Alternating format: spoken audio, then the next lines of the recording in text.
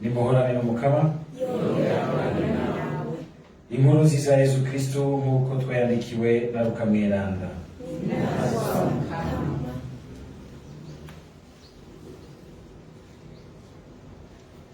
Umunsi umwe umumarayika Gabriyeli yatumwe n'Imana mu gisagara cy'Ubugarire cyitwa Nazareti ku mwigeme yari yasabwe n'umuntu yitwa Yosefu, uwo mwigeme wo mu muryango wa Dawudi, nyamwigeme nawe akitwa Mariya. Nyamumarayika arinjira amubwira ati, mwaramutse wewe wuzuye inema, umukama muri kumwe. Mariya ngo avyumve yibaza ico agwa mu gahundwe, yibaza icyo ndamutso ivuga. Nyamumarayika yamara aramubwira ati, humura Mariya, warashimwe n'Imana, uza gusama inda uyivyaremwo umwana w'umuhungu, uzomwita Yesu, azoba mukuru kandi azokwitwa umwana w'uwo mw'ijuru. Umukama Imana azomuha ingoma ya se wiwe Dawudi, azogaba igihugu ca Yakobo imyaka yose, n'inganji yiwe ntizohera. Mariya nawe abaza Nyamumarayika ati, ivyo bizoshoboka bite ko ntari bumenye umugabo? Marayika aramwishura ati, mutima mweranda azokuzako, maze ububasha bwo mw'ijuru bugutwikire. Nico gituma uzovyara azoba mweranda kandi akitwa mwene Mana. Mbere na Elisabeti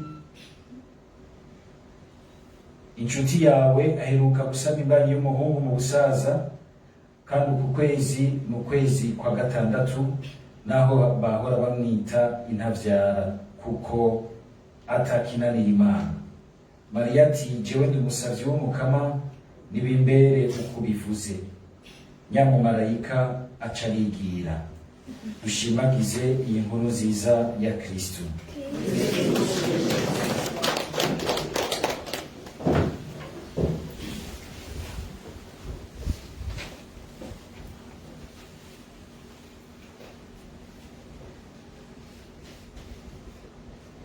Mu kuzirikana kuri uyu munsi mukuru twisungaye amajambo y'Imana, dusubire twiyibutse kandi mu gutabura yuko uyu munsi mukuru waho duhimbaza Bikira Mariya nk'umwamikazi canke umugabekazi wo mw'ijuru, ni umunsi mukuru ubandanya uwo duheruka guhimbaza wiyurizwa mw'ijuru ryiwe. Yuriye mw'ijuru agahambya umwana we Yesu Kristo umubona inahazwa, agaheza akicarikwa hafi yiwe iburyo bwiwe, bagasangira kumwe na Kristo ubu ninahazwa arimo bw'uwizuye mu bapfuye, yasubiye mu ninahazwa bwa se. Ko rero uyu munsi mukuru tuwugira nta handi ukora insiguro. Ni umunsi mukuru mugaragaza ayo mateka ya Bikira Mariya. Murazi yuko hariho no mu mazina tumutazira, tukamugira ati umugabekazi w'ibi na biriya, umugabekazi. Burya se twe twatangiye kubwira kuva mbere mu bakurambere bacu mu kwemera, abatari bake baramwumvisemo iryo teka ridasanzwe rivana cane cane muri rya rindi ryanditswemo amateka yose ya Bikira Mariya ndaribapfinze. Hariho iteka rikomeye rya mbere ryanditswemo aya mateka yose kuri Bikira Mariya. Tuvuga aha, tuvuga yuko ari uwasamwe ataga icumuro, aha tuvuga yuko ari umubikira, yavyaye akaguma ari umubikira. Ivyo bintu mwumva bitabahubika, ngo yavyaye mugabo akaguma ari umubikira. Ababikira ntibavyara, avyaye aca atakaza ububikira. Mugabo Bikira Mariya yaravyaye ahubwo ububikira bwiwe ububikira bwose busumvye. Jofata yuko tubisigura nk'amasaha nkangahe, ingene imbere yuko avyara ariko aravyara, yavyara nk'umubikira, n'inyuma yuko avyaye yagumye ari umubikira. Impamvu mwitwara muri biologie ngo mutware muri laboratoire muratakara. Birafise isiguro ikomeye cane kandi ishingiye mu ijambo ry'Imana. Ya mateka yose yuko Bikira Mariya yurijwe mu ijuru umutima n'umubiri, ayo yose ndabapfinze mu iteka rimwe yanditswemo, yose akomokamo, sirindi ni rimwe duhimbaza tucinjira mu mwaka sivile, tariki ya mbere ukwezi kwa mbere. Biraryoshe rwose, Imana iragira ibintu neza rwose. Kujya ari we wa mbere yatwuguruye igihe gishasha cy'Imana, n'igihe twinjiye mu mwaka mushasha w'ubuzima bw'abantu, twinjira twihweza uyo nyene Imana yaciyemo ikugurura igihe gishasha, irema rishasha kuri bose, ku vyaremwe byose. Ni rya teka ry'uko tumuhimbaza ko ari nyina w'Imana. Benshi iryo teka rero kuko ribagora gutahura, birabagora no gutahura ayandi mateka ya Bikira Mariya, mbere ugashobora gusanga na twebwe tudashoka tubitahura neza. Mugabo murumva ko bishingiye ahantu mu marayika wenyene aza akamubwira ati uzovyara si umuntu asanzwe. Aramubura akavuga ati ubwa mbere uzosaba inda y'umwana w'umuhungu uzomwita Yesu. Yesu no kuvuga Imana irakiza. Azoba mukuru kandi ngo azokwitwa umwana wo mw'ijuru. Akoro karambana, umwana wo mw'ijuru. Ngo Mukama Imana se azomuha ingoma ya se we Dawudi, si ingoma gusa nk'igihe ya Dawudi yaheze, Dawudi akarangiza igihe cy'umara zo kuva agakurikira. Ingoma ya se we Dawudi ngo azogaba igihugu cya Yakobo imyaka yose, akaroga akurikira rero. Ngo n'inganji yiwe ntizohera, ntigafise inganji idahera. Abaciye mu isi bose bipompa bagomba ko tubitana amazina akomeye, inganji zabo zaraheze. Nabari uyu munsi baza yuko zitazohera, hazogiye zihere nimwihende mu vyumve nk'ijambo ry'Imana. Nimutwe mwibaza ngo patini baragwanya inganji yanyu, oya. Ni ijambo ry'Imana, niko ngene vyanditswe mu buzima. Umwe musa inganji idahera ni umwana w'Imana, ni Imana yonyene. Inganji yiwe ntizohera. Kandi mu kwibarukwa ntiyibarutswe nka kumwe Patiri Birehagije yibarutswe na Fulgence na Martial, sico kimwe. Ngo yatwikiriwe n'ububasha bw'umutima mweranda. Yibarutse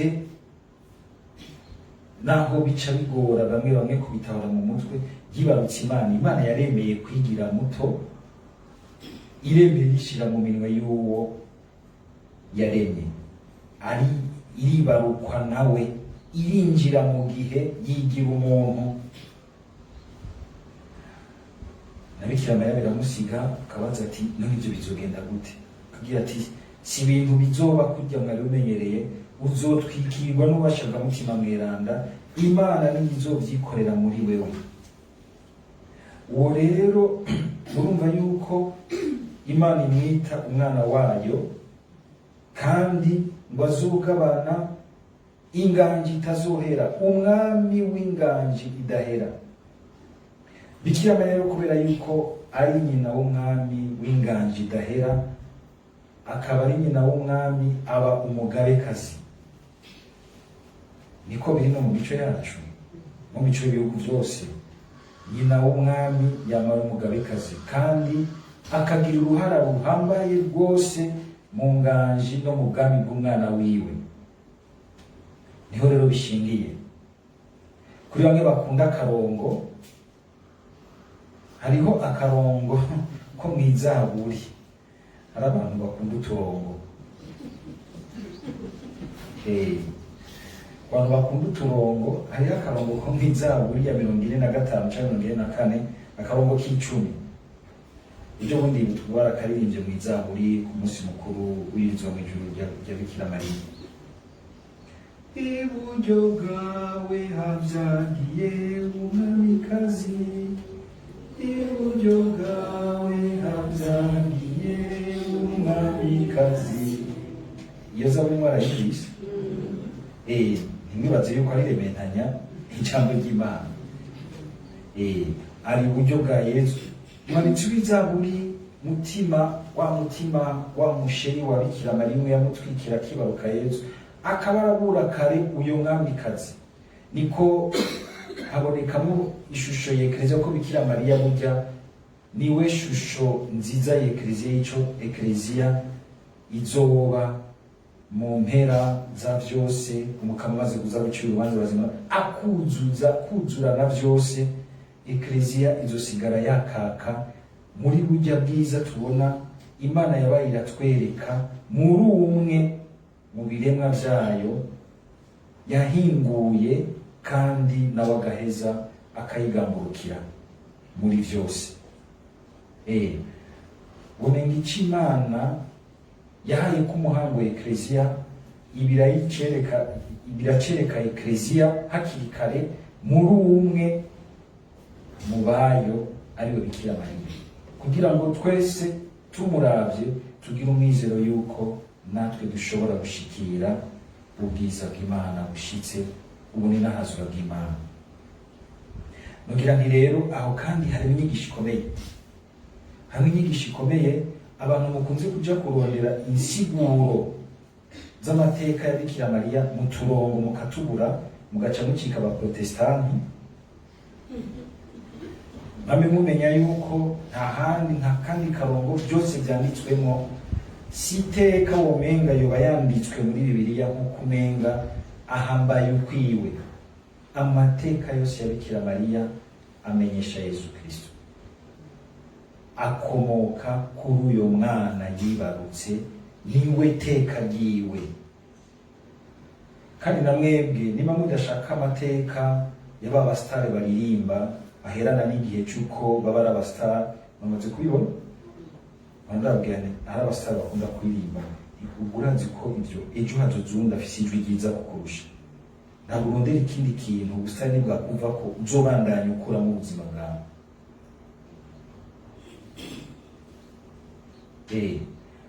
Mwese muriya twandikisha amateka, yandikije amateka, wagize urubanza ngo bakubwira urubanza kabambi, yandikisha amateka. Ibyo byose baravugwa kuri Facebook, bose bakomanta,